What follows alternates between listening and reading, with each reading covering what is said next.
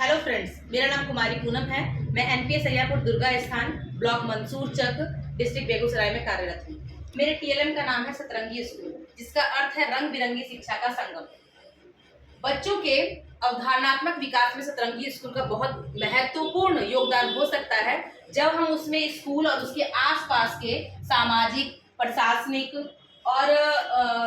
प्रशासनिक और भौगोलिक तत्वों को शामिल करते हैं। जैसे कि उसमें अगर हॉस्पिटल है, बैंक है, पुलिस स्टेशन है, पेड़ पौधे हैं, उसके बाद एटीएम्स हैं, फसल है, सिंचाई के साधन हैं, ये सब जब हम बच्चों को बताते हैं तो उससे बच्चों में स्थानीय परिवेश की समझ जो है वो विकसित होती है।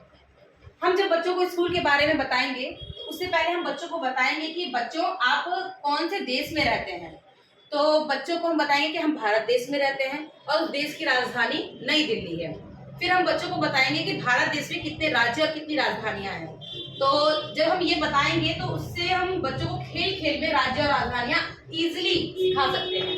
जैसे बच्चों को बोलूंगे उत्तर प्रदेश की राजधानी क्या है, बच्चों को पता है तो वो एक बार में ही उस को टच करके उसे सीख सकते हैं। अगर नहीं पता है तो वो एक एक करके देखेंगे और जो उसकी राजधानी होगी, जैसे ही वहां पर ये तार टच होगा तो उससे वो लाइट भी जलेगी और उससे साउंड भी आएगा।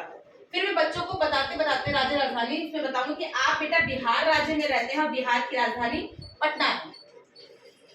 इतना सिखाने के बाद मैं बच्चों को बताऊंगी कि बिहार राज्य में आप बेगूसराय जिले में रहते हैं और उस बेगूसराय जिले में भी आप मंसूरचक प्रखंड में रहते हैं, जो कि मैंने यहाँ दिखाया भी है और इसको मैंने कनेक्ट भी कर दिया है ताकि बच्चे इजीली सीख सके कि वो कौन से ब्लॉक में रहते हैं।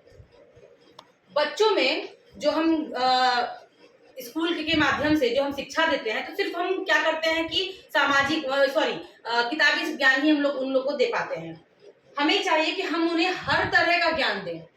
तो मेरे स्कूल बनाने का मतलब ही ये है कि उनमें किस किस रंग का कौन कौन से आयाम जो है वो बच्चों को जानकारी उसके थ्रू होनी चाहिए। जैसे कि बच्चों के अंदर ज्ञान का रंग होना चाहिए, सामाजिकता का रंग होना चाहिए, भावनाओं का रंग होना चाहिए, सृजनशीलता का रंग होना चाहिए, फिर नैतिकता का रंग और पर्यावरण का रंग।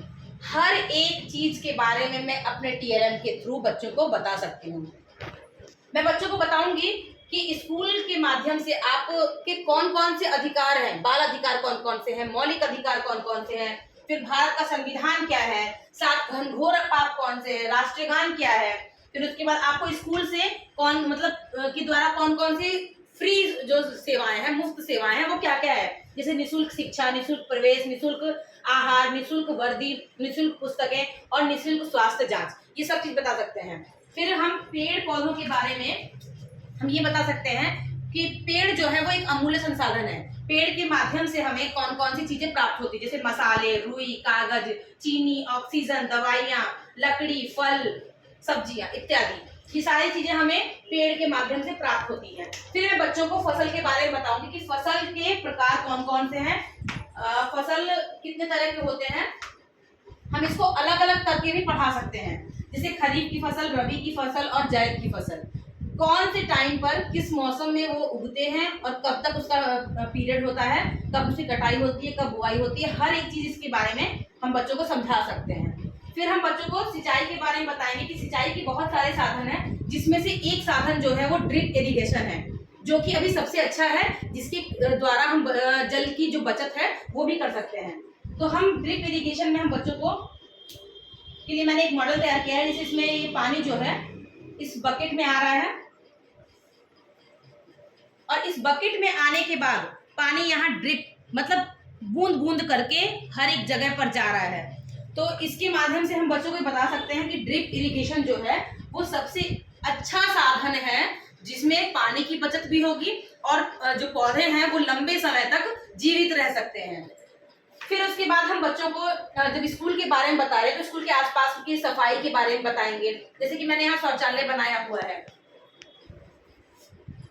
यहाँ खेल का मैदान बनाया हुआ है, फिर कौन कौन से मेन्यू होते हैं वो सब चीज बनाई हुई है। और लास्ट में अंत में हम बच्चों को किताबी ज्ञान देंगे, जिसके लिए मैंने एबीसी वंडरलैंड, अक्षरों की रोमांचक दुनिया, गणित संग्राम, सीखने की रोचक यात्रा और पन्ना पन्ना जादू की पुड़िया, 3 किताबें मैंने बच्चों के लिए बनाई है, हिंदी, इंग्लिश, मैथ की।